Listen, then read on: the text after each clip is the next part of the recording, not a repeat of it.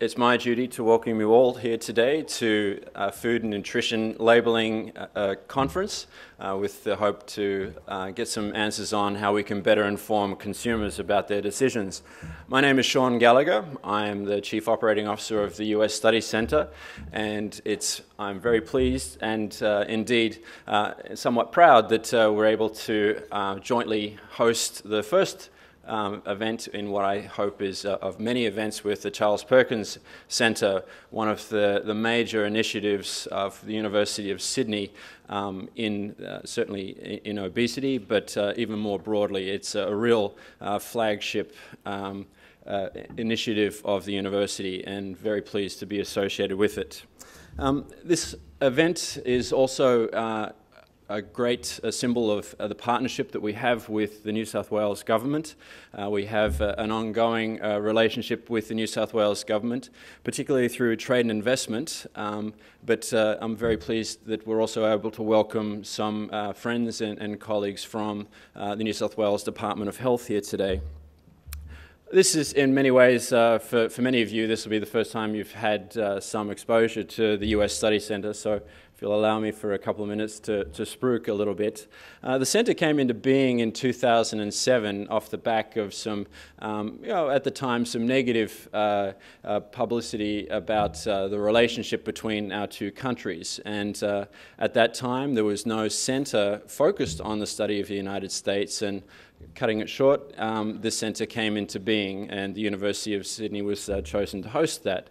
The centre itself is organised around three pillars. We have an academic arm which crosses the humanities and the social sciences, and we teach everyone from high school students to undergrads to masters to PhDs, and an academic research outfit. We'll teach 1,300 students this year, in fact, and we also have a pretty good study abroad program where we actually have 75 students doing a 6-week course at UCLA at the moment. We also have a think tank operation, which you might sort of see as being closely to what a US think tank would look like. So it's all project focused and much more thematic in terms of the focus of these projects. And this has been up and running for many years now with either support of corporates or government, and it crosses many different areas from sustainability to innovation to the alliance itself. Some of those projects also come into overlapping to what we're actually here to discuss today. I think that it's fair to say that the centre's its genesis, but also its ongoing success, is a very strong indication that the relationship between the US and Australia runs much deeper than just the alliance between our two countries. I sort of did a little bit of background for today's talk.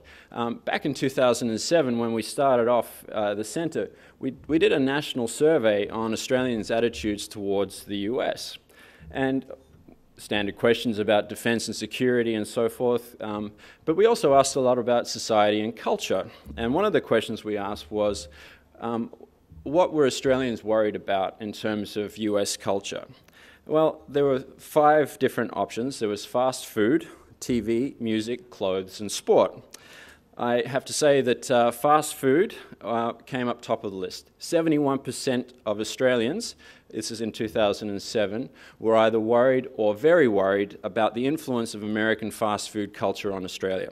By comparison, only 57% were worried about the influence of TV, 35% music, 29% clothes, and only 18% in terms of sport. We've also done, in terms of other areas, the Dow program on sustainability. We've got a significant operation looking at soil carbon and the importance of having carbon in soil, not to improve the health of the soil and in terms of food production. That's now transforming itself into a food security program that we have at the centre. And of course, related to all of this is our partnership with Mike Hiscox from Harvard University and his work in consumer behaviour. So I won't talk for much longer. I hope that gives you a little bit of background as to who we are and what we do, and also in the context of today's centre. As I said, I hope this is the first of many opportunities between the US Studies Centre and the Charles Perkins Centre, and I'll hand over to Steve in a second. But it also, as part of this recognition of our relationship, the Centre has brought out Cynthia Ogden from the US, and the Charles Perkins Centre has brought out Marion Hetherington. So I'll hand over to Steve, and I hope you have a fantastic day. Thank you very much.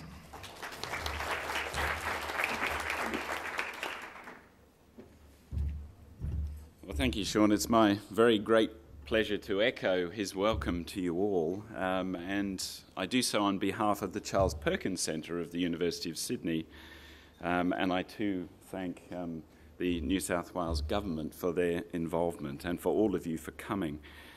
What we're going to be doing today is addressing a couple of cliches and truisms in public health advice, and also things that we as parents tell our children. Eat a healthy, balanced diet, all things in moderation. What do these actually mean, and how can we as a society promote their achievement? That's what today is about. And if you think about it, and we'll hear today, the only way you can go about answering those questions is by bringing to bear understanding across a full range of disciplines. You need to know something about the biology of appetite, psychology, social context, economic drivers, the food supply chain, how retail practices work, legislative and policy environments, ethical dimensions, and so forth. All of these things are critically relevant to understanding how to improve people's health through allowing them better choices of food. That, in essence, describes what the Charles Perkins Centre project is all about. Now, I'm sure you all know a little bit about it. The university has committed $500 million to this project. The aim at its heart is to ease the burden of diabetes, obesity, and cardiovascular disease, and to do so by bringing to bear our skills and our academic expertise across a full range of different disciplines, not just in the basic medical sciences, but also in the humanities and the social sciences. And to that end, the university's committed this large amount of money. It has a rather impressive physical manifestation at its heart, and anybody who's driven up Parramatta Road in recent months will have seen this shining edifice rising next to the Royal Prince Alfred Hospital. It is a fabulous building. It's on track and on budget to be completed and open for teaching 2,500 students in first semester 2014. We have 500 or 600 of our own researchers moving into the building, and the building will be the hub of a centre which will extend and look outwardly much more broadly than that, not only across the university's campus and other campuses, but also with our partners and affiliates. And it's going to be a way of bringing to bear all sorts of new ways of thinking about these critical and wicked problems that are besetting not only Australian society, but all the societies of the world. So today is going to be an example of how we can work together as different disciplines, and to hear how different people think about these problems, address these difficult problems. And we're going to do it in a series of sessions which have a panel. Each person on the panel will make a brief statement, and then that will lead to a discussion. So it's very much an interactive, discursive, discussing day. And the hope is that out of that will emerge some really interesting and exciting ideas that we can take forward in government, in industry, and in academia to achieve better health outcomes for our people and our population. So, with that brief introduction, let me introduce our first panel. We have Dr. Kerry Chant, who is the Chief Health Officer for New South Wales. We have Associate Professor Tim Gill from the Bowden Institute at the University of Sydney, Professor Jenny Brown-Miller, who's in the School of Molecular Bioscience at the University of Sydney, and Mr. Michael Moore, who's the Chief Executive Officer for Public Health Association of Australia. The University of Sydney colleagues are all members of the Charles Perkins Centre. And our moderator is Professor Michael Hiscox. Now, it's a great pleasure to have Michael's involvement. He's the Clarence Dillon Professor of International Affairs in the Department of Government at Harvard University. I was over there last week in discussions with scientists at Harvard. But he's also co-appointed at the University of Sydney through the US Studies Centre. So this is a really beautiful example of a high-quality international figure who is collaborating, working in partnership with the university on some of these really exciting and difficult problems. So with that, I think I'll introduce Michael, ask Michael to assume the podium, and he will open up the first session. Great, thank you, Steve, and thank you, Sean, for the introduction. It's a great pleasure to be here. I just wanted to thank you all for coming and to formally apologise for my accent. I'm Australian, but I've been in the US now for over 20 years, and so I have this horrible hybrid accent that slowly gets better the longer I stay home, but at the moment it sounds very American, I know. So I'll be moderating the first session. As Steve said, we want this to be very interactive, and so we have, I guess, a voluntary standard that people will talk for about 10 minutes. I'm going to try and make that as regulated as possible by intervening and telling people to get off if they stay on too long. And then after roughly 40 minutes, we're going to open it up to question and answers from the floor and have a real discussion for the remaining time. But everyone has prepared initial comments, so we will start, and we're going slightly out of order. I think we're going to start with Professor Tim Gill. And so, Tim, please.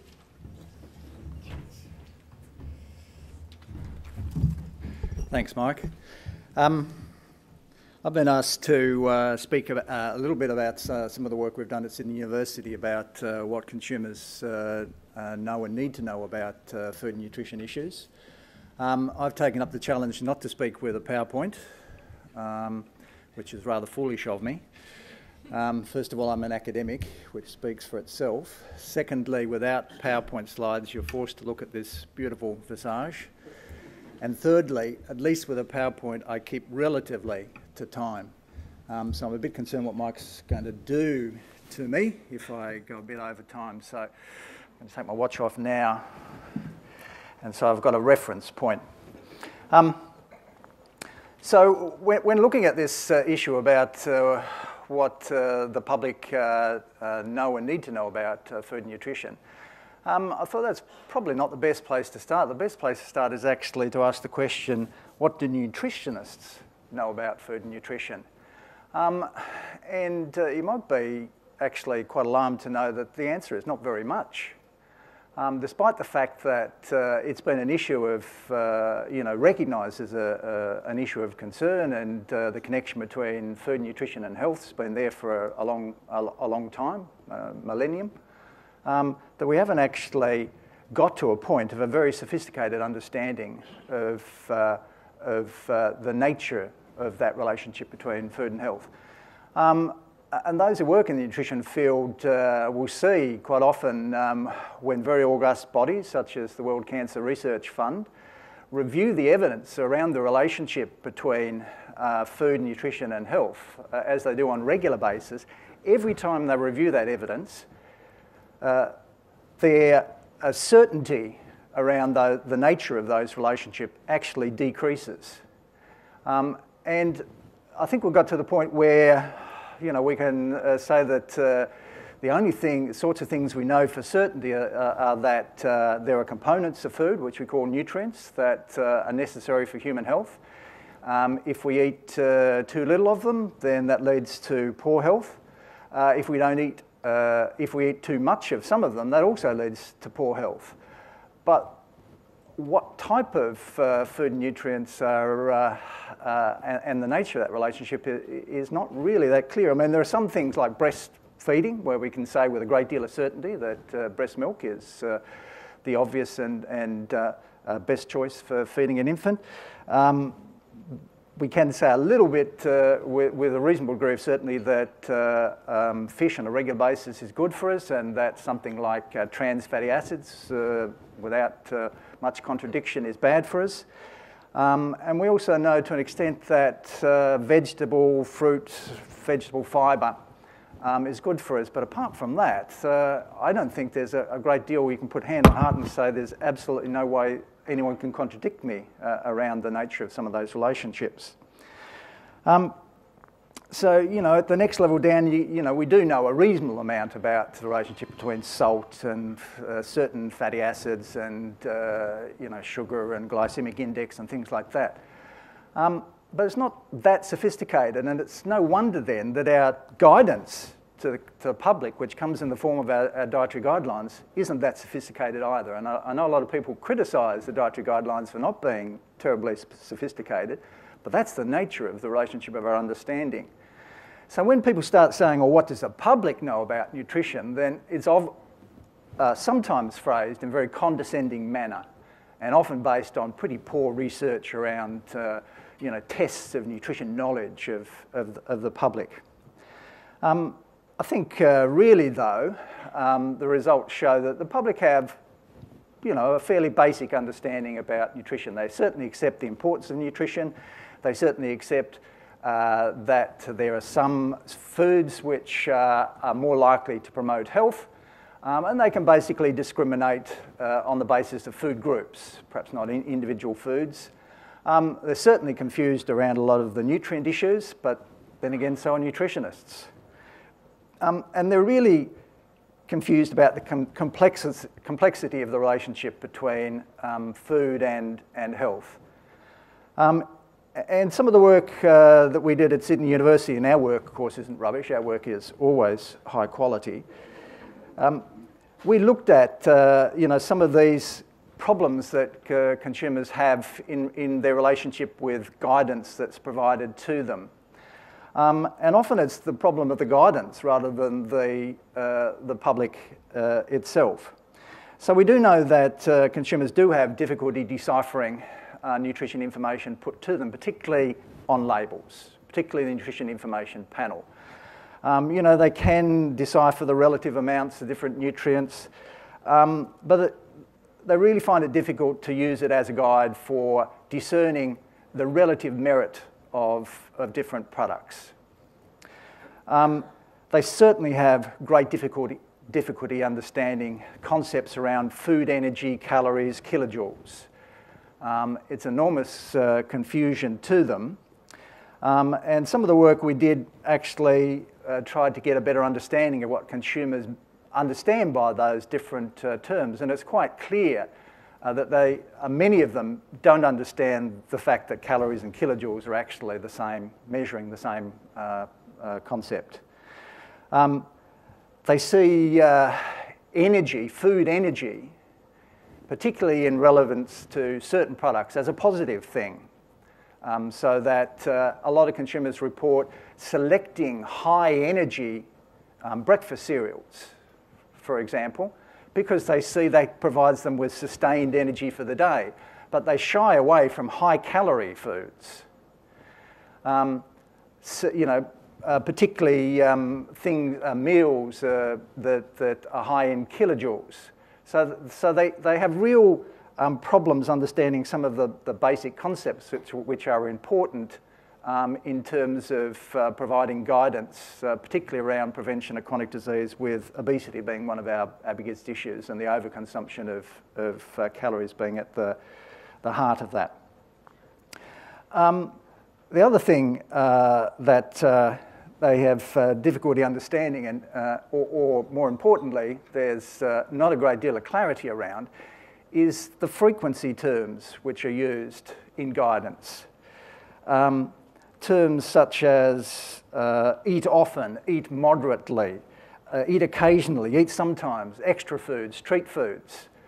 And when we asked a range of consumers what they meant, what they took these terms to mean, each of those, there was absolutely no difference in, no way of discerning a difference between those terms in consumers' minds. So some people thought eat often eat occasionally meant more than eat sometimes, and some people thought eat sometimes meant more than eat occasionally. Some people thought a treat food was, eat 3 times a week. Some people said, no more than once a day. And the other thing that they found difficult to come to terms was the notion of portion size. So asking consumers to pour themselves a portion of different types of foods, and even when we're using professional nutritionists, led to such a wide variety of understandings of what one portion of different types of foods actually is, whether it be rice, pasta, breakfast cereal, or something along those lines. So there's some clear issues there for consumers in terms of their understanding of some key concepts in nutrition.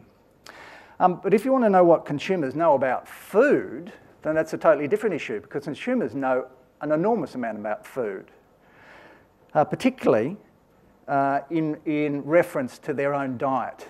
They know the foods they like, they know the foods they can afford, they know the foods they can cook, they know the foods that are available, they know the foods their children will eat, they know what's socially, culturally appropriate, they know the important things about food.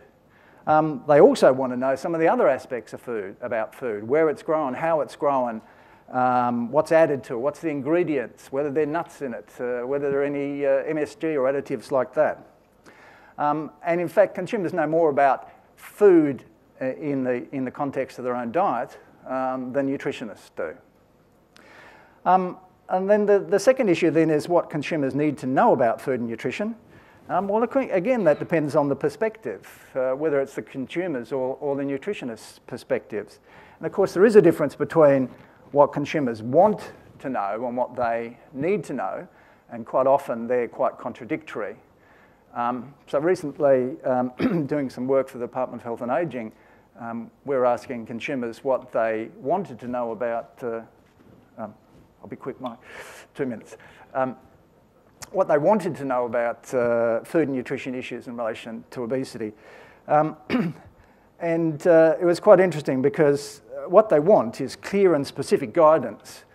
But on the other hand, they demand flexibility, and they don't want definitives. They don't want something that's structured. They want to be given some flexibility in making their own choices. They want positive and suggestive guidance.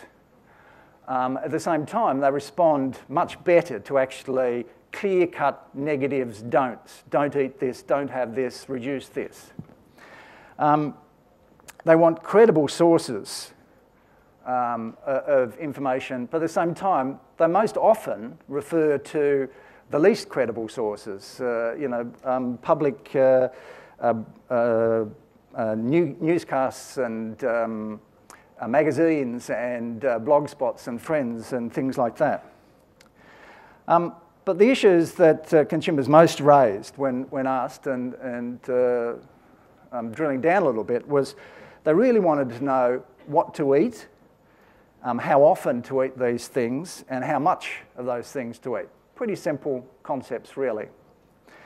The problem is that to provide consumers with that information actually requires quite a high degree of tailoring to actually make it relevant to them.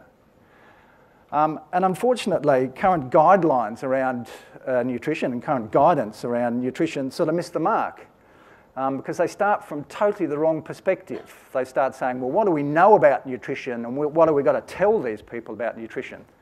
Instead of going and finding out what consumers want to know, and marrying that with what information we have about that to provide them with the right sort of advice. And so when you come from that sort of agenda, then it's no wonder that the current sort of guidance misses the mark. And until we start to marry better some of those concepts there, I think we're never going to be able to get consumers to move in the right direction.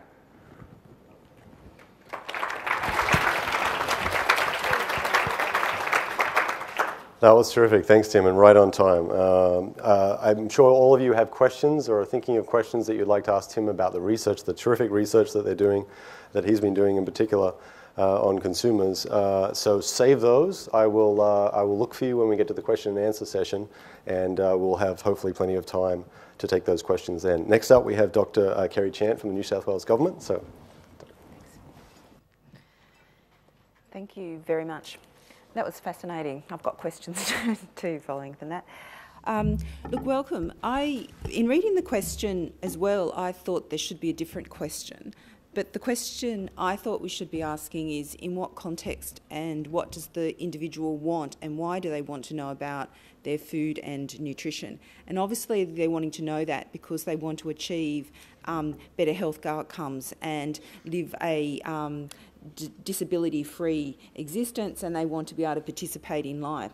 So from my perspective, I'm also concerned about when we're interfacing with people that we also discuss perhaps physical activity, and that discussing food in isolation from physical activity, and that we also need to be messaging around alcohol, which contributes both to calories, but in itself we know some of the evidence about alcohol and the safer levels of alcohol. And in addition, I think we also should be not forgetting tobacco, and although we've made great improvements in tobacco. So I think that it's important that we're framing from our perspective when we're trying to do programs, think about all of those elements of risk factors we want to modify. And I agree that there's probably been less emphasis on food. Now, one of the aspects in food that I think we're struggling with is the concept of the nutrients plus the energy balance, and how we message that on a population level, but the issue about how we tailor it. From my perspective, I think that there is incredible confusion amongst consumers about what are the messages, and we don't have a sort of key messages that we've agreed in the public health community and researchers, which are as reasonably evidence-based as we can, which provides that general overview. People will always say trans fat's more important, you know, this is more important, that's more important. So what the community is hearing is divisiveness around the messages, and in the absence of a common message from us, even at a macro level, I think that it's really, really very hard to engage consumers. I think the issue of individual tailoring is really important, and we shouldn't walk away from the fact that individuals, when we get down to that level, will have very different needs. And so I suppose separating our population health messaging from our individual messaging and being explicit about that, rather than getting that as a driver for the tension between the two, is very important. I suppose we've also got to draw away from the temptation that there is any one single magic bullet. We know that the existing food labelling and nutrient labels are not well received by consumers, and there is work nationally going on to develop a front-of-pack labelling system which has had engagement of consumers, a star rating system. However, that needs to be supported through education, training, interpretation, and products that have been discussed about identifying the answers to consumers' questions, not what we want to tell them. And I think that the partnership we're now expressing between government and academics need to be really strengthened in this space, and so we benefit from that interaction. I'd also like to talk about in New South Wales Health with New South Wales Government has introduced fast choices, which is kilojoule labelling on fast food service. You've probably seen the horrifying numbers associated with the French fries when you go to order those. Now, at the moment, that's been an awareness raising around the kilojoule energy. It's one-dimensional, and we're not walking away from that. However, it does start the conversation, it does start the discussion, and we certainly have to do more work at how we translate that 7,000, which actually has had good uptake, particularly with the younger generation, into action, or enable them to use that information to then form what their dietary patterns should be to support and promote good health. I'd also like to describe that in New South Wales we are taking a very settings-based approach to food and promotion of healthy diet and physical activity. And so in New South Wales, we are rolling out care of some Commonwealth National Partnership Agreement funding across all our primary schools. And that's basically a number of different programs. You might have known about Crunch and Sip if anyone's got young primary school children. Crunch and Sip. In our preschool settings, we're doing programs such as Munch and Move, and they're basically just programs which promote and embed key messages. What's interesting is we're actually developing a little bit more measurement and monitoring in those programs, which is really identifying interesting things. So, for instance, in our early childhood settings, one of our key measures is that milk or water, age-appropriate milk or water is the first choice of drink. And we're only achieving that in 50% of our early childhood settings at the moment. So there's clearly some key things that we can work on together to deliver outcomes. That's probably all I needed to say, but happy to take questions.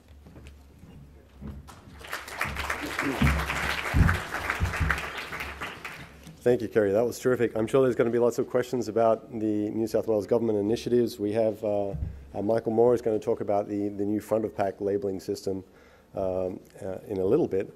So we will get to that.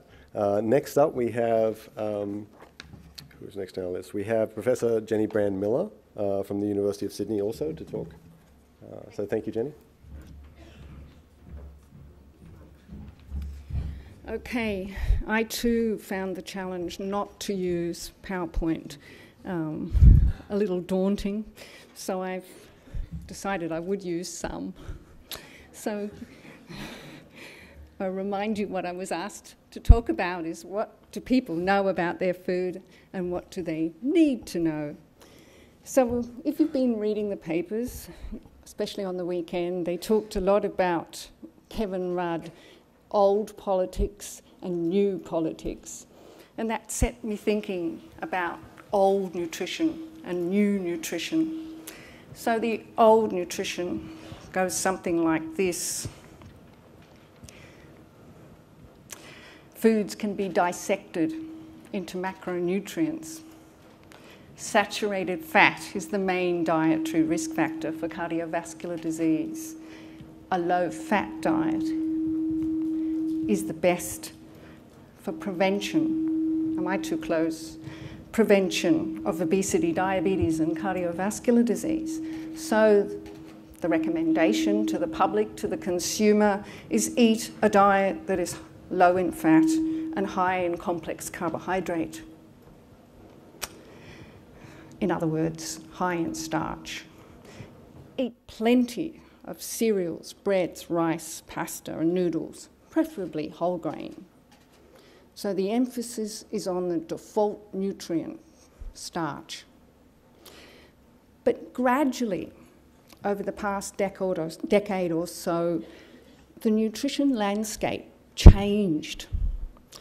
In large, well-designed, randomised controlled trials, low-fat dietary advice did not prevent heart disease or stroke or type 2 diabetes or breast cancer or colon cancer, and the list goes on. And the prevalence of obesity and diabetes continued to climb. We noted that some carbohydrates were worse than saturated fat. High GI carbs in particular were linked to increasing rates of cardiovascular disease, to diabetes, and some forms of cancer.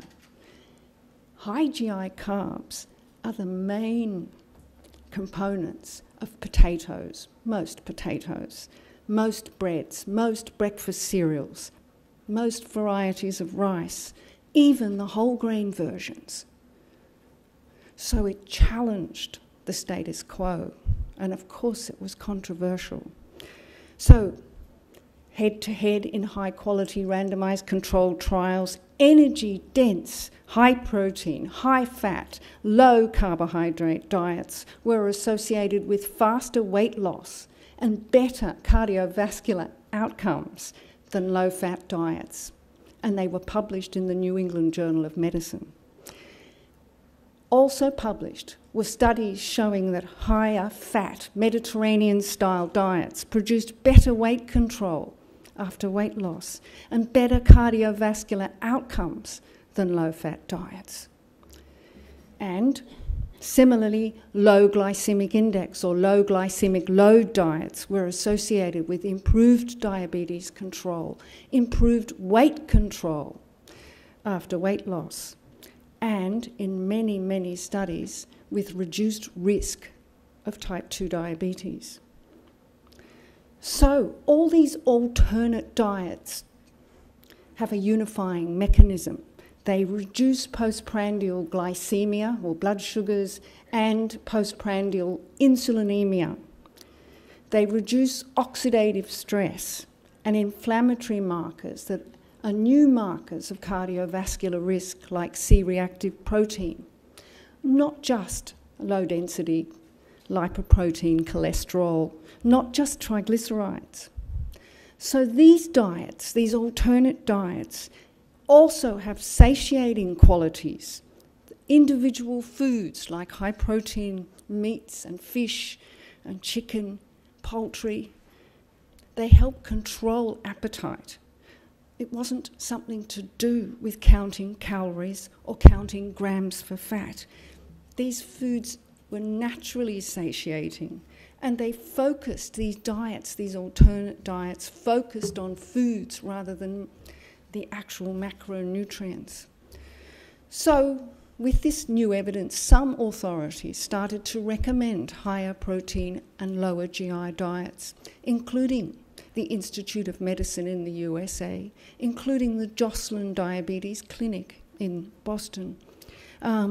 So the new nutrition goes something like this. Low-fat dietary advice has not been helpful on a population level. It is consistently associated with weight regain. It does not reduce the risk of chronic disease. We need to pay more importance to protein. Protein is satiating, and we've undervalued it. We need to pay more attention to the sources of carbohydrate. We need to switch from high to low GI carbohydrates. And unlike Americans, Australians, on the whole, do not eat too much sugar.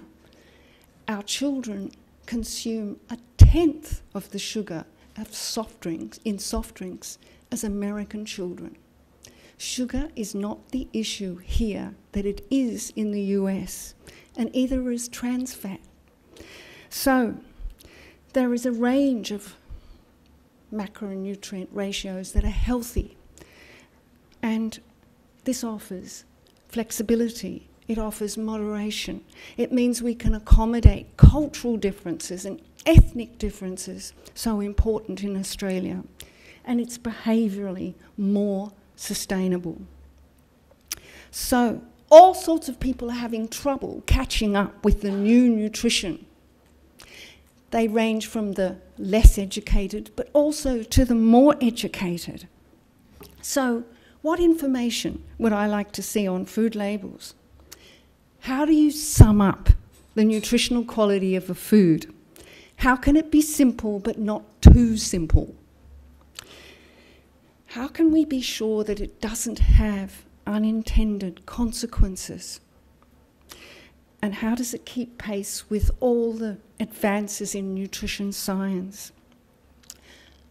I'm very uncomfortable with traffic lights, and I'm very uncomfortable with rating stars. If breast milk were sold in the dairy compartment, it would have 2 red marks against it, one for saturated fat and one for sugars. Breast milk, human breast milk, has the highest sugar content of any mammalian milk. The algorithms that underpin traffic lights and rating stars are based on old nutrition, negative marks. The energy content of a food is not the best way to judge a food. Lentils and licorice have the same energy density. The fat content of a food is not the best way to judge a food. Nuts have lots of fat and they're more energy dense than French fries. The sugar content of a food is not the best way to judge a food. Dried fruit is full of sugar. So are apples and oranges and you name it. The sodium content is not the best way to judge a food. Soft drinks are low in sodium. Traffic lights and rating stars ignore micronutrients, or most of them.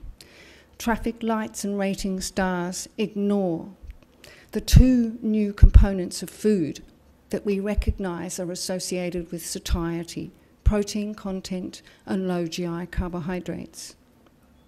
And appetite is what drives energy intake. Appetite. What's up here? It's not possible to judge or to balance the energy intake and energy expenditure by counting calories. It's not. No one knows how many calories they expend each day. Nobody. Unless they use some doubly labelled water. And it won't apply to tomorrow. Even if you could, the calories on a food label are not precise enough, because mathematical modelling shows that an excess of only 30 kilojoules a day, 7.5 calories a day, underlies the current obesity epidemic. We don't have the precision to know when we exceed it by 30 kilojoules.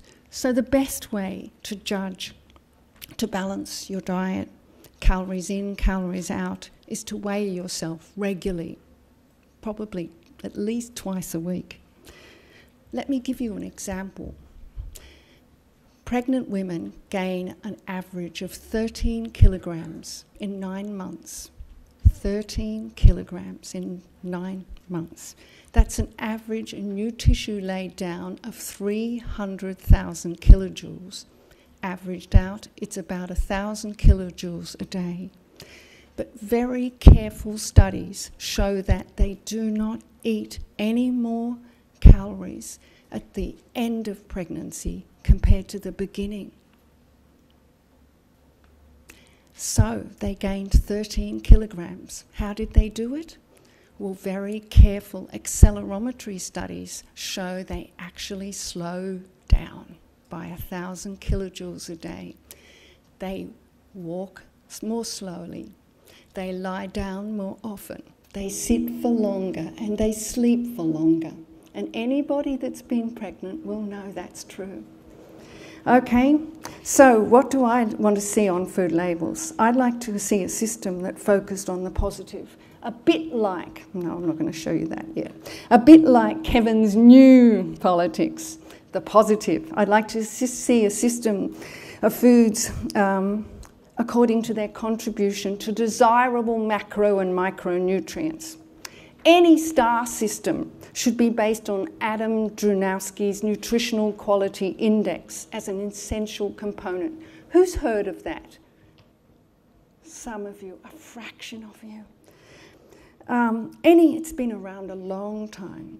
Any star system should encourage higher protein intake.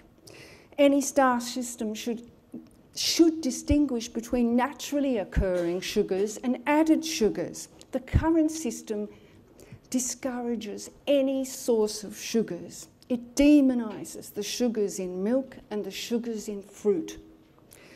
But rather than a star system, I would advocate something that we already have in place and is proven to work. In Australia, we have 2 certified, recognisable marks, symbols, that are signposts to both healthy foods and healthy diets. One is the Heart Foundation tick, which encourages healthy types of fats. The other is the GI Foundation's low GI symbol, which encourages healthy carbohydrate choices. And here I have a duality of interest to declare. The University of Sydney owns the low GI trademark. Research shows that a focus on low GI automatically improves whole diet quality. It increases fibre intake, it reduces saturated fat, and it improves micronutrient intake automatically. So while the focus on low fat had unintended, undesirable consequences, a focus on low GI carbohydrates has had unexpected benefits on the whole diet. So my take-home message is take the low GI symbol, take the Heart Foundation tick, and you've got good nutrition by default. Thank you very much.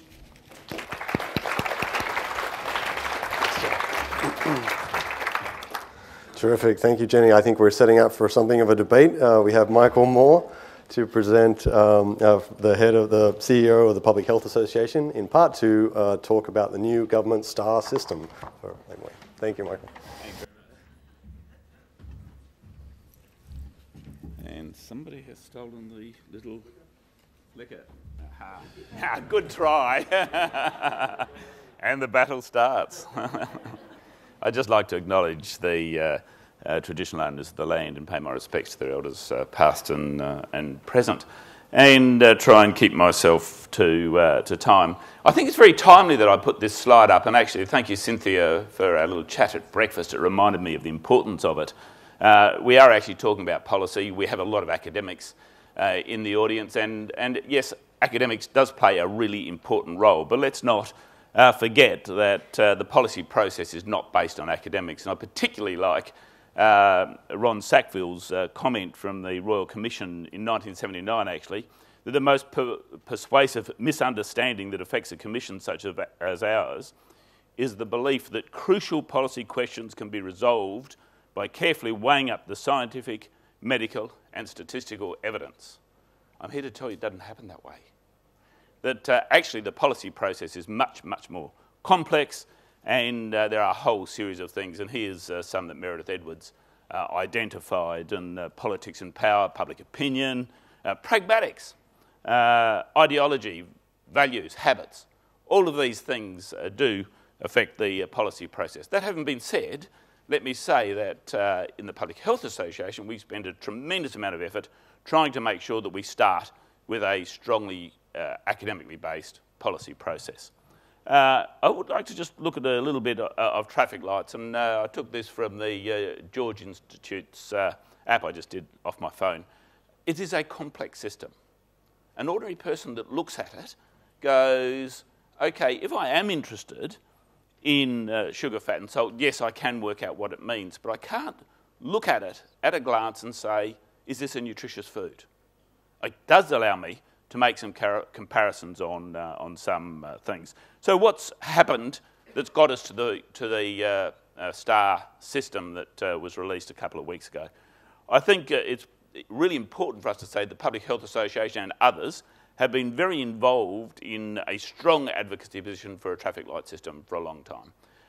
Following the Blewett review of food labelling, the ministers looked at it, and we had lobbied very heavily with Blewett and people there to get him to recommend a traffic light system. Ministers said no.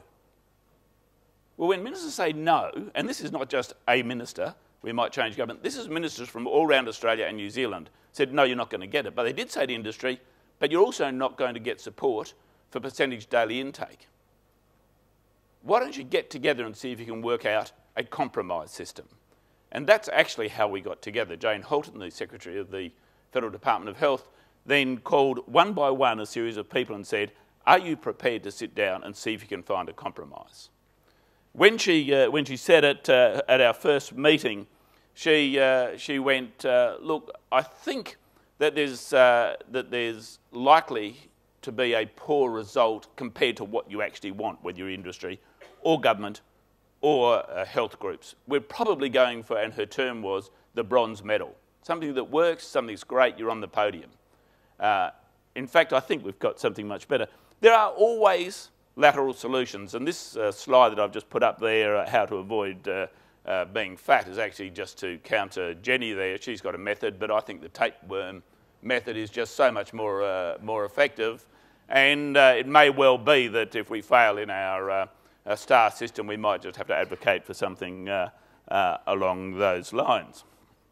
So what were the terms of reference? I'll just touch on a couple of them because it's a very busy slide. We had to actually incorporate the ministerial policy statement on front of pack labelling. Basically, what they wanted was one system, widespread, simple, interpretive and informative. So that's actually what we started with, which actually seems quite logical. How can you help people to make a decision on is this food nutritious or is it not?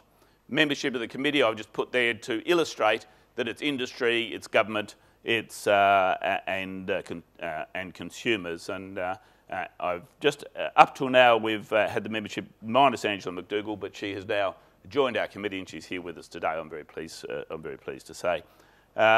So where we have a starting point was we're sitting down in the technical design working group and we looked at the star rating system on a fridge and we said, well, maybe we can use that. And as we were going there, one of the group said, hey, wait on, there's a lot of information around about sugar, fat and salt or nutrients of public health significant. Should we in some way mark those?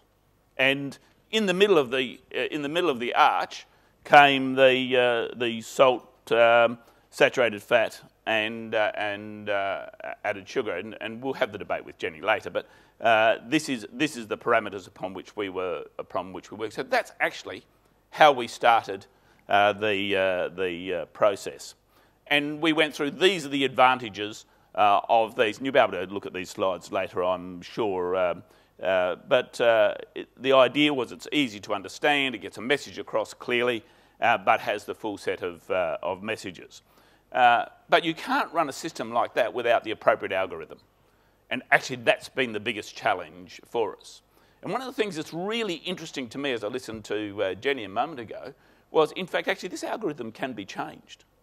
If, in fact, her research is supported by further research and policymakers through that horrible policy process, which some of us actually love, it comes to the point where we need to change the algorithm to base it on the sorts of thing that Jenny's talking about. I'm actually open-minded about that. And I think that could be changed. But at the moment, what we're interested in doing is making sure that we have a system that is practical, pragmatic, works, and can provide advice. And when we make decisions, when anybody who's making a decision in a policy process, whether it be at Kerry's level or the ministers or the group of ministers making the decision, you have to work on the evidence you have available to you at the time. And that's what we're doing in this process. So the evidence is basically on the nutrient profile scoring criteria system that Fazan's has developed, taking into account the Australian Dietary Guidelines and the Guide to Healthy Eating, Australian Guide to Healthy Eating. Why are we working on those? Because that's actually what we have in place at the moment. So what do we present to ministers? Well, I love the arch. Industry says trouble is with the arch, you lose a whole lot of package space because the arch actually has a lot of blank space around it that you can't use. So with the efforts of going and looking at what consumers thought and making sure that we did a significant amount of research around there, and thank you to the Federal Department of Health for funding that, we then came to a series of designs and systems. And this is, in the end, what we have come to. Can I mark that there? No, I've got to do it up there. And we've got two screens, so it won't work. And many of you saw this in the media in the last few days. So the idea is a series of elements in there, the slider to make it easy to see which one of the designers come up with, and in fact it had a huge positive response from our research. The stars to give you an indicator, and look, stars are such an obvious system. We are so used to using them. So we use them with regard to white goods, sure, but we also use them with regard to the hotel. You're going to stay in a 1.5-star hotel, 2-star hotel, 4-star hotel. You know exactly what I'm talking about. Are we going to go to a movie? Are you going to watch a 1.5-star movie? Well, half-star movie? Yeah, maybe on an aeroplane late at night when I can't sleep. But that's probably about it. And maybe that's exactly the same for food. So food that gets a half-star rating, you're going to eat it? Sure, at the appropriate time, but the implication is really clear about being reluctant. So why, in my mind, was industry prepared to agree to this, but not to the traffic lights? And I think it's actually quite clear. The red is a very clear don't message. It's a stop. Whereas when you have a half star, the message is really clear. It's not something you should be doing. And I think that's actually where we came. But the other element I think that's critical here is it's simple. And it makes a simple comparison. So we can, I was a stay-at-home dad. I have been in the supermarket with 2 children running around and a baby in the backpack. And I know what it's like to keep them out of the sweets aisle and the rest. Mind you, I used to ignore it if people want to put their sweets down that low and the kids pull them off the shelf. That's their problem. But it's a good attitude, isn't it? I can see lots of mums associating and dads associating with that.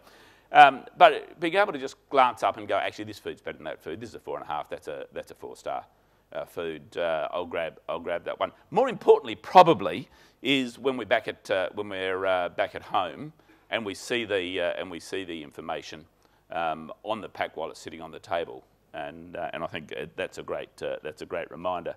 So there's how it looks on a pack, and I'm happy to engage in the conversation.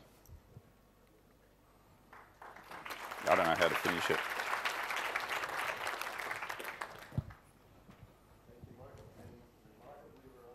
We have a full half hour to take questions from the floor and to have a real discussion about this.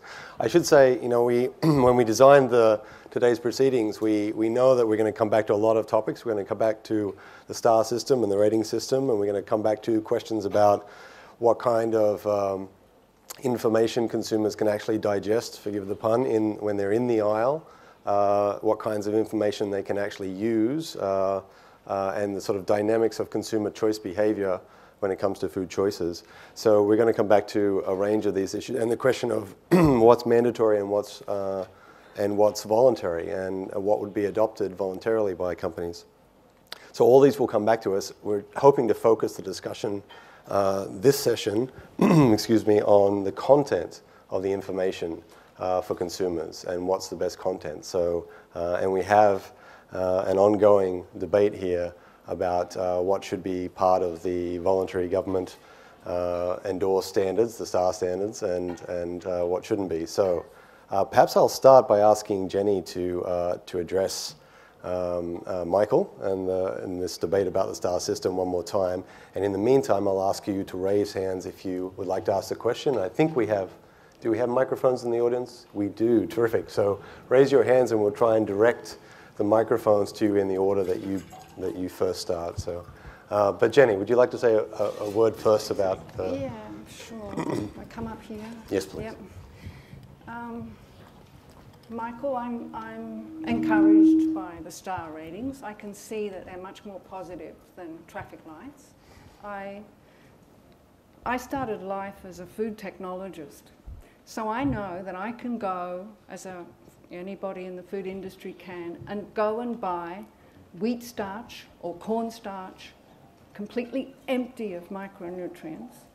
I can add some wheat bran, which will provide some fibre, and mix it together, extrude it, add some flavours, colours, make it taste nice, and I can get 5 stars for that food, but it is absolutely empty of nutrition. Yeah, I think I'd like to start with a little analogy in terms of the nutrient profiling scoring criteria system. And because you started life in food, I actually came into public health through drugs and prostitution. And so we've had moved away. So what I try and do is draw an analogy from something else in my life. I'm a little bit of a petrol head.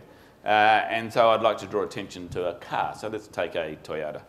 The people who design the way that engine works with the spark plugs, getting petrol and air mixed and doing an explosion and making it efficient and so forth, just amazing. Got no idea what they do, vague idea. Mechanics actually have a fair idea what they do, and they know how to and they know how to fix them. And then us, the drivers, we know how to get in, put the key in, and away we go. And I think the analogy is a little bit similar. The vast majority of people, and the people we're aiming at, are those who get in and drive the food system, the consumers.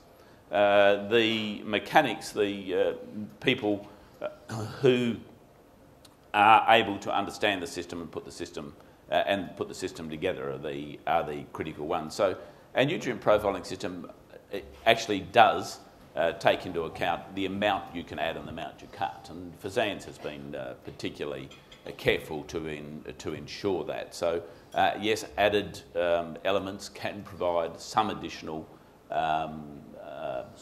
star rating, some element of increase. You might get a half-star increase because of what you add, but the basic foods still give you the basic nutrients, still give you the basic elements of how the system operates and how the algorithm operates.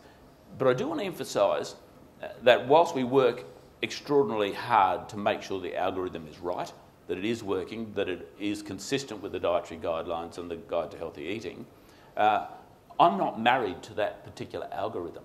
I can see a time in which more research will come out and the algorithm will be modified. And I would think that the algorithm will actually be modified actually fairly regularly. Yeah. And I think that takes into account the concern that you have. Thanks, Jenny. I'll ask Jenny to sit down. We should have the panelists just sit because I think there's going to be a quick series of questions here. But let's begin over here if we could. And if you could state your name and affiliation when you begin. Yeah, my name. Hello. Yeah, I'm Simon Chapman from the School of Public Health, the University of Sydney. Tim, I was very interested in what you were talking about, portion size research that you're doing. Having lived in France and been surprised, but pleasantly surprised, at the size of portions that are typically served in restaurants compared to the size, for example, of even salads in the United States, which would almost feed a battalion. I'm intrigued about... You made the point that consumers and nutritionists had a lot of variability in what they understood by a large portion or a small portion, that sort of thing. What do we know about what restaurants and takeaway establishments and fast food establishments serve up? Where does that fit in? Is that way above what most people would estimate to be a medium or a large portion? Is it off the scale, or is it sort of certainly within the normal curve? Do you know, or do any of the other? Well, I'm not a behavioural scientist, so I'm sure others probably have. They're going to speak later. Have other views on this, but clearly we get acculturated to what's an acceptable and a norm. Around issues, and serving sizes are a clear example. And over time we've become acculturated to a serving size which is well above what it used to be, and well above what's necessary to make the meal enjoyable and sensible, and provide the nutrition that it's required to do. The issue about serving size in quick service restaurants is of course that the food itself is the cheapest element of the product. And so it's become a marketing tool. Upsizing was clearly used as a marketing tool in the previous decades. I'm pleased to say that there's been a general agreement to move away from that. But in the intervening years, of course, we've now become acculturated to what is a recognised serving size. And in some ways, if you look at other things like soft drinks, it started out that different packaging sizes were introduced, which were supposed to be more than a single serve. But as soon as you have something in a package that you sell to one person, then it becomes basically a single serve. So these days 600 ml is the most commonly consumed single serving size of soft drinks. And it wasn't developed as a single serve. It was developed to share. And you know, the one thing I am pleased is that there is a growing recognition that you cannot package things in that manner and pass it off as a multi-serve, package. You know, I think it is a big issue. I think the clear indications are that people will consume a portion that's put in front of them. That people will seek value by purchasing the largest portion size that's because it's relatively cheap in terms of comparison to the smaller serving sizes. And we've reached the point where we just have a disconnect between what we need to eat and what we can purchase. Michael? Yeah, one of the very big debates that we had in the Technical Design Working Group for the STAR system, industry was pushing very, very heavily for having serve size instead of per 100 grams. In fact, I'm open personally, and I might be offside with some others from consumer and health, I'm actually receptive to the idea of serve size, but we don't have any logical, rational serve size in packaging at the moment. And basically my argument to industry was, you can't do it until you've got a system in place or we have a good, strong, academically recognised system for determining serve size, and it doesn't exist. We may talk about this in the next session, but some of the most, I think, depressing experiments are the ones that Brian Wansink did at Cornell, where they vary serving sizes in labs and look at how much people eat, and it's just such a powerful norm or reference point for people as they eat a certain percentage of whatever they're given, and so the amount that people consume just goes up with whatever they put in front of them, including the famous never-ending bowl of soup where they fill it from below as people continue to eat, and people continue to eat until the experimenters stop them, which is incredibly depressing. Can I also, on that, there's a real practical issue from a research perspective as well, because we all use food composition tables that utilise a standard serve, and those standard serving sizes do not reflect what people commonly consume. Right. And so we're greatly underestimating actually what people eat. What actually, here, I think, yeah. Hello, Kirsten McCaffrey from the School of Public Health. I wanted to go back to the issue of food labelling and signalling systems, and I wondered, is there any good evidence that using any system changes consumer choice behaviour? Because I understand that research, quite depressing research from the US, shows that fast food restaurants where you put up kilojoules, consumers still choose the least healthy options. And from health behaviour research of 20, 30 years, we know that changing knowledge alone does not change health behaviour. Who would like to take that one? I think we should start with what Kerry said earlier, that one thing in public health campaigns never does it. Tobacco was never about the campaigns that were run. It was about the campaigns that were run. It was about regulation. It was about restrictions. It was about changing attitudes. There was a whole myriad of things to make it work. That's the first point I'd like to make. The second point, when we make decisions in public health, sometimes we make decisions based on the problem rather than knowing what the solution is. The specific example I'll give you is about the spread of HIV/AIDS. Neil Blewett made a decision to introduce needle and syringe programs. There was no evidence at all. There was a huge amount of evidence of the problem, no evidence of that this solution would work, and yet his decision saved thousands of lives. In fact, I think with the obesity epidemic, there are probably higher number of lives and certainly long-term illness at risk. Maybe there's a debate around that, but it's certainly very, very high. I don't know if Kerry wants to add anything to that. Yeah, look, I think it's about a multifactorial solution to the problem, but clearly knowledge, we've got to start with knowledge. And we've got to then look at how to make it easy for people to make those choices or use it and learn. I mean, as you're saying, you're proposing that the evidence is changing. We need to be flexible with improving health literacy, because if we're going to have this debate, we also don't want to turn our community off with the messages are changing. We want to have them literate enough to understand that the sciences may change and evolve. So I'm a strong supporter for improving health literacy around this and a number of other things. I think we need to work with education, We need to embed this stuff in our curriculum, not only just the public health physical activity curriculum, PhD PE in New South Wales, but things like maths and other things. I mean, the fact that people don't understand calories or don't understand some of these concepts mean that they're going to be less able to take up health information that we want to give them.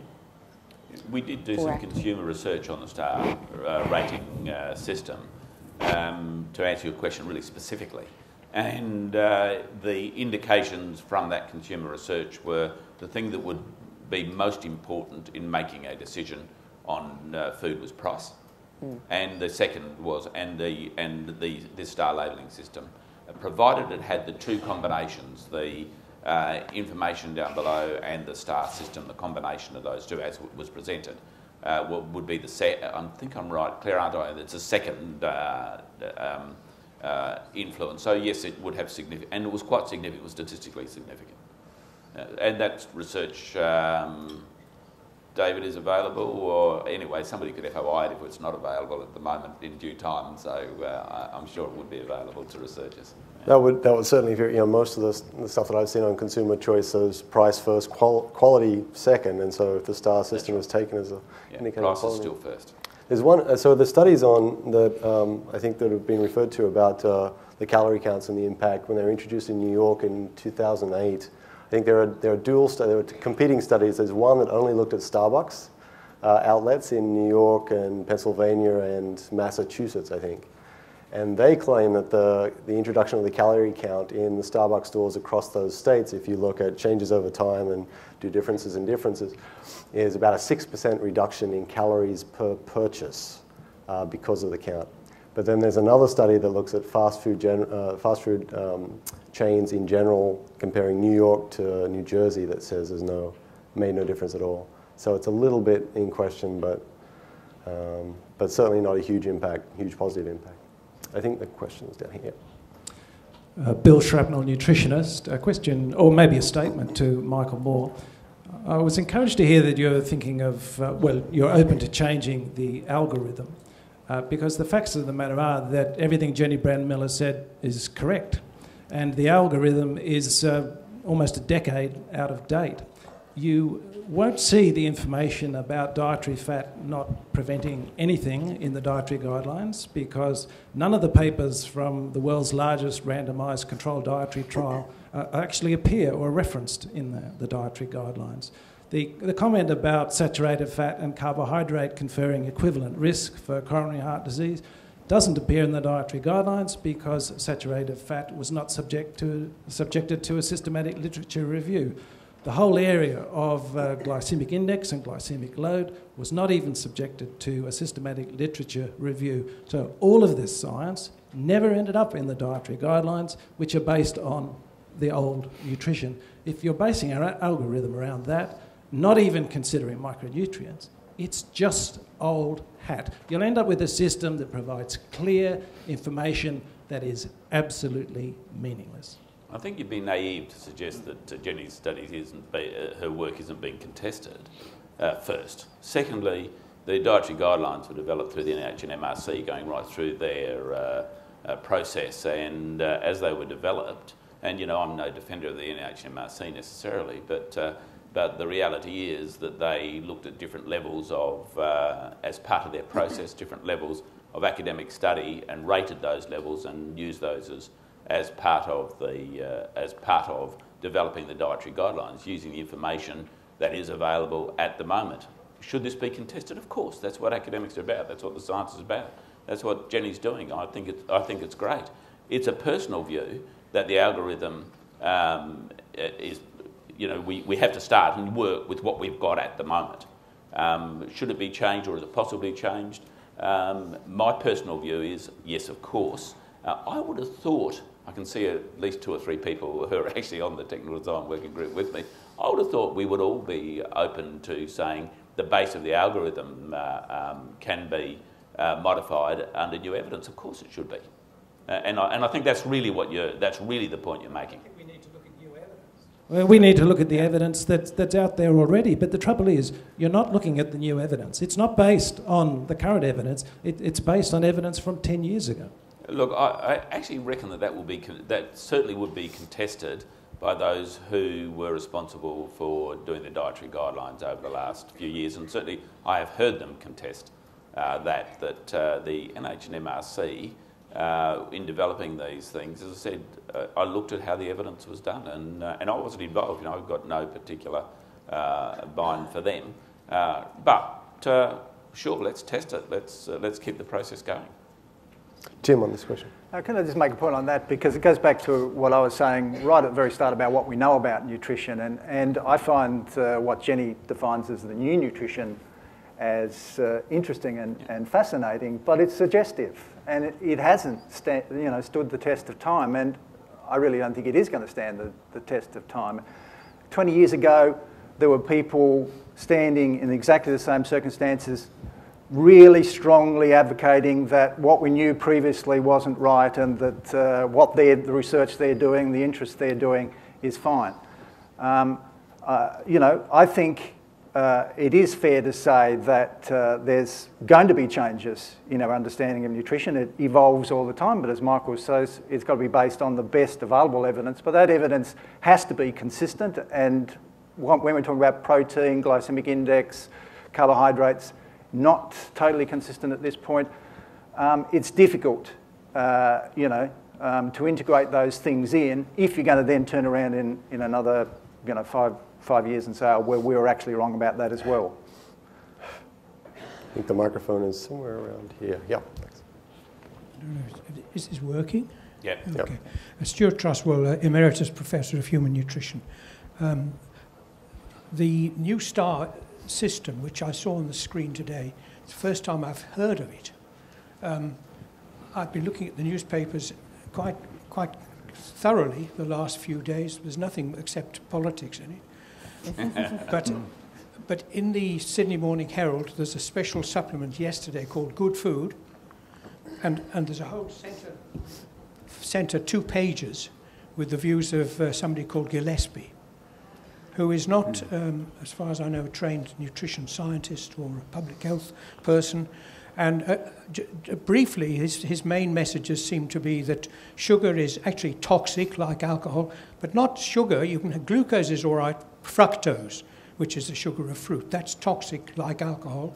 That seed oils are toxic, but nuts are good, of course, and nuts contain a lot of seed oils. Red meat is bad, but this gets 2 pages in the Sydney Morning Herald. I know the Herald is in financial trouble, but it's a pity they can't be a little bit more selective in the people that are giving nutritional advice to the public. But you do raise the very issue that I started with. The policy process is not about academic rigour. We try and make it more and more about academic rigour, that's true. But let's do remember that politics plays a great big part, and a big influence on the politics is what gets in the Sydney Morning Herald, what gets in Crikey, what gets in on television.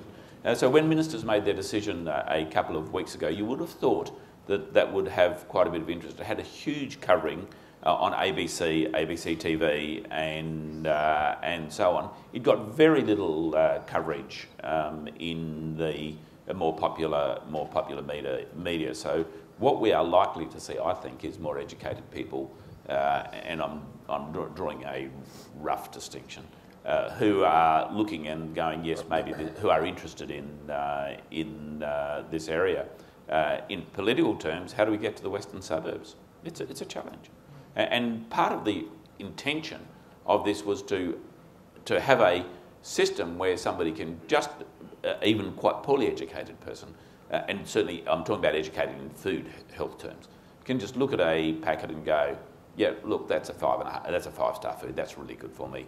That's a 2.5-star food, yeah, it's all right. Kerry, on this? Look, I think I'm a person half full type of person, and I think the fact that the Sydney Morning Herald committed a pull out to food and nutrition reflects that they know that their consumers actually are interested and engaged in that topic. The question is how can we, and we know that health actually sells papers, they've told us that as they come to us to ask us all those challenging questions. So I think that does reflect the thirst in the community. The question is how do we make an engaging story which actually progresses us along, promoting healthy nutrition and healthy lifestyle. There was no lead up to this as well. We were keeping this confidential because it was a ministerial decision to determine what they were going to do with this. But that piece in the Sydney Morning Herald yesterday, there's no indication that this is an alternative view. All the readers in the western suburbs and the central suburbs is led to believe this is the current opinion of nutritional experts. We need some voluntary standards in food reporting, I guess. In the back there. Andrew Holmes, Charles Perkins Centre. I was wondering if Michael could comment a little bit more on how consumers would use that star rating system to actually construct a diet as opposed to individual foods. Because I'm sure, for example, all of us could imagine you could get 4 4-star foods but have no protein in the diet, for example, and 3 2-stars might be more nutritionally balanced. And I just don't see how a consumer could use that information to construct a diet. Look, I think this is just part of a broad conceptual idea of saying to people, in my mind, what I'd seen when I was advocating for traffic lights, the argument I put was that it's actually what's in the trolley as you go through the checkout. Is it largely green or is it largely red? So that was the argument I always put when I was advocating for traffic lights. The argument's the same. When the food's in the trolley, have you largely got 3.5 star food, or have you largely got a half-star food? And I think that's actually the critical element in terms of constructing, of understanding what's happening. But it's only a minor factor influencing. It's one of a whole series of things influencing. And in fact, I'm actually in many ways personally much more interested in what Tim raised as serving size, which I think is probably going to be a much, much greater factor for us anyway. But it's a series of factors. It does not do everything. Jim? Can I also say that, Andy, that our understanding of how people use these point of purchase prompts, and the star one is just one of them, what's on the label, is actually quite limited. But what we have tends to suggest that people actually use it to make decisions within a category of food. They don't say, oh, chocolate's got 5 stars, I'm not going to, if chocolate's got 1 star, I'm not going to get chocolate, instead I'll get a piece of fruit. They look at it, 2 tins of baked beans, and they say, which of these I want baked beans, which of these baked beans am I going to buy? I want breakfast cereal, which of these breakfast cereals am I going to get? I actually like the taste of this one, but this one's got 4 stars. So that's the type of decision-making process it aids. It doesn't help them construct a whole diet. That having been said, there was a huge debate as we were trying to develop the algorithm as to whether we break it completely into categories to allow that comparison. In fact, we determined rather to try and make it run right across the system. The downside of that is we could have had a greater spread within categories, so more sensitivity. Whereas once you spread right across food, in some categories you don't get quite the sensitivity. Life's like that, policy making's like that, you make compromises. Kerry, on this? I was just going to say that I just think these are enablers. I think we've got a lot more work to do about actually telling the individual what they how the information in the way they want to receive it. I mean, the part that you started with, that people want to know absolutes, and I think there's probably some absolutes that we can say don't consume. And I think that they do want us. They want us to learn. We have to respond to the needs that you've identified in your research about. Give them flexibility, but give them some frameworks. And I think we haven't done that translation well. And I think, in answer to Stuart, that's what David Gillespie actually does well. That's why he resonates with people, is that he understands some of those things. He gives them some definites, that he gives them room to move. He doesn't blame them. He gives them rationale. I think he probably understands better consumers than nutritionists do. Okay, we have, I think, 4 more minutes maybe. We have time for a few more quick questions. Hello, Stephen Corbett from Western Sydney Local Health District. I'd like to ask all members of the panel, does the rating system have any utility with food manufacturers in preventing, to the extent that it occurs, a race to the bottom in terms of nutrient profile? That's certainly fundamental to its design, that it encourages, and all food manufacturers that we've spoken to, and some are on the technical design working group and so forth, are telling us that it will aid reformulation of food to make it healthier. We have to wait and see. Yeah. I think there's some other policy things like the health claims as well, which are sort of constructed around this. But I think that's the aim, that one of the aims is that it will drive products that are healthier. But it's a careful space, because we know that industry does look for opportunities, and is about market and is about profit. So things like health claims and other policy settings need to be put around it. Jenny? I think it will drive reformulation of foods so that they get higher and higher stars, but it will do so by increasing the amount of starch. And we think, or a lot of people, according to the old nutrition, starch is golden.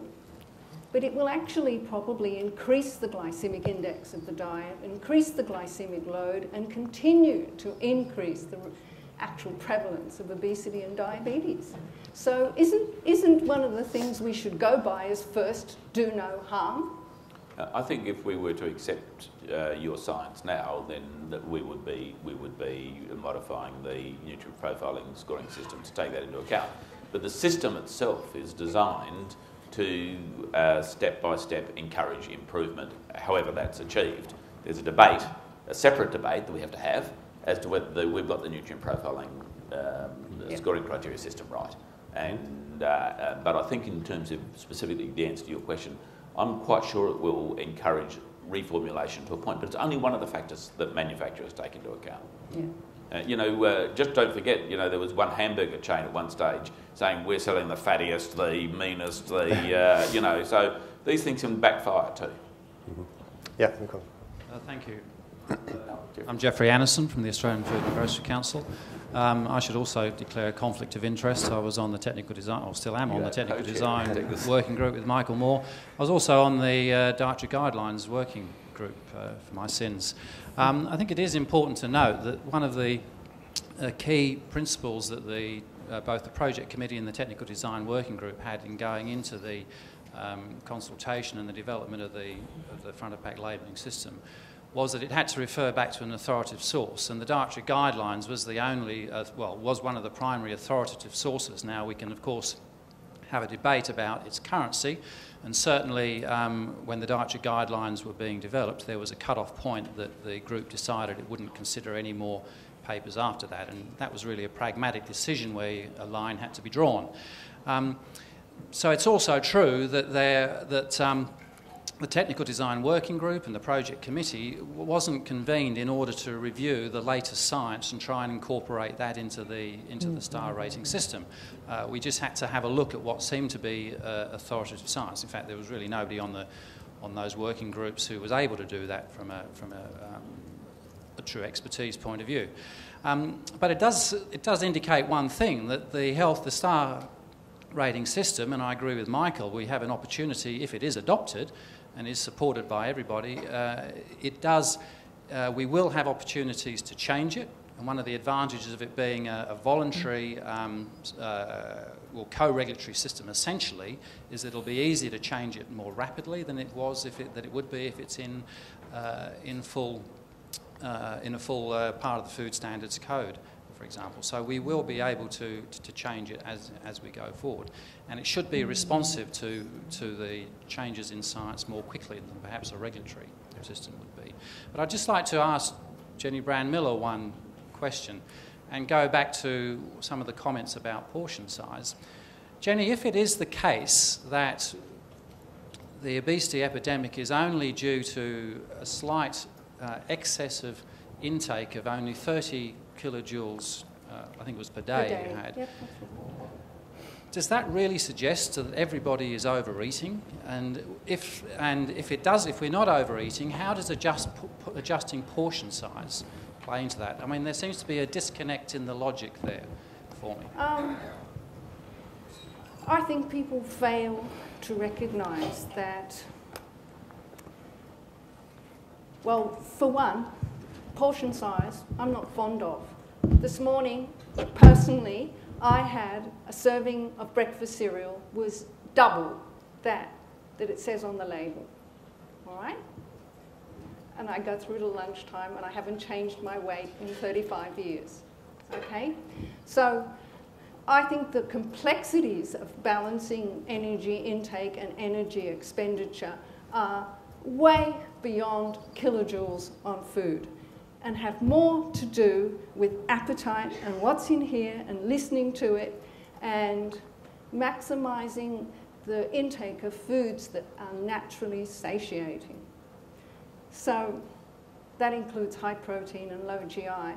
And I think what we've done to the food supply is really on the basis of the low fat focus, we've made starch into something that is the default nutrient. We should eat more of it. But unfortunately, it creates a roller coaster in terms of how it affects the brain. And some of that research has been published very recently.